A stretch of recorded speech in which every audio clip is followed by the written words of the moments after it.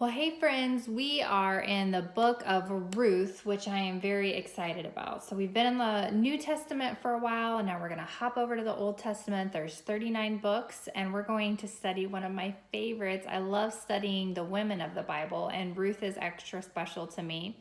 She was a Gentile, just like we are if we're not Jewish.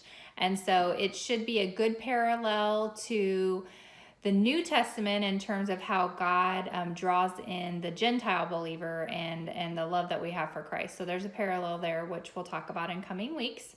But this week, I want to just start off right off the bat. It's going to be chapter 1, verse 1 is all we're going to cover. And so I'm going to read out of it, New King James.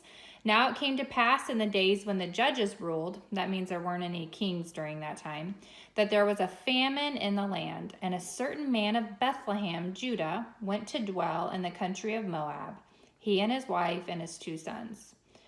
So a couple key points here. First, there was a famine. So a famine was an outward display of God's judgment on the people. So they weren't following God, and it was a very dark time. If you read the book of Judges, it was just a dark, lots of civil war, lots of chaos in the land. And so there was a famine. And in terms of this man that they speak of, who we'll learn is Elimelech, he actually chose not to stay in the promised land. He chose to go to Moab, which was a worldly city. And I think this is where we get to hit the pause button for us personally, because when we're faced with something, sometimes it can be sin, or sometimes it's just a hard trial. Like our storms are either storms of correction or they're storms of perfection, and it could be either situation maybe in your life.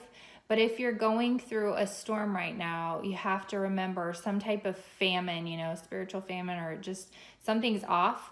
We have 2 choices, right? We can either run from God or we can run to God. And in this case, with Elimelech and his family, he chose to not stay in God's promised land. He chose to run from God. And we'll learn, you already learned if you read the Bible study this week, you learned that ended badly. That ended in tragedy. And so we have an opportunity now just to still ourselves, and I always like to learn from reading. I don't always want to take the field trip myself, right? So when we can learn and apply God's word versus having to live it out in our own life, I'm all for that when it comes to this, because I want to avoid that tragedy, right? I want to avoid those bad decisions. So for us, for you, I want you to stop and think, are there areas of your life that you're running from God instead of running to him?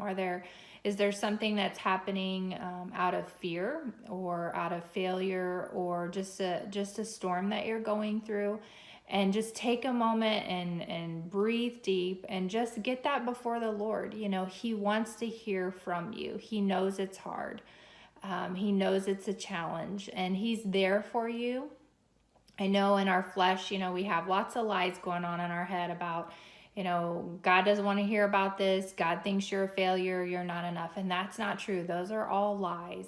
And they're lies that can make us do really stupid things, and they can make us run away from God. But we know better, right? We know that he's love, and he draws us in with his kindness, and he desires us to be repentant. He desires us to stay close and to walk by faith. So choose that for yourself today. Choose not to go to Moab. Don't go the world route. Stay in the promised land. Stay under his covering, under his presence. Dwell with him, as it talks about in John 15, about us dwelling and abiding in him. That just means to rest in him. So spend some time and let him speak to your heart, because we don't want to be running to Moab. We want to make sure that we're focused on staying under his promises and in his love.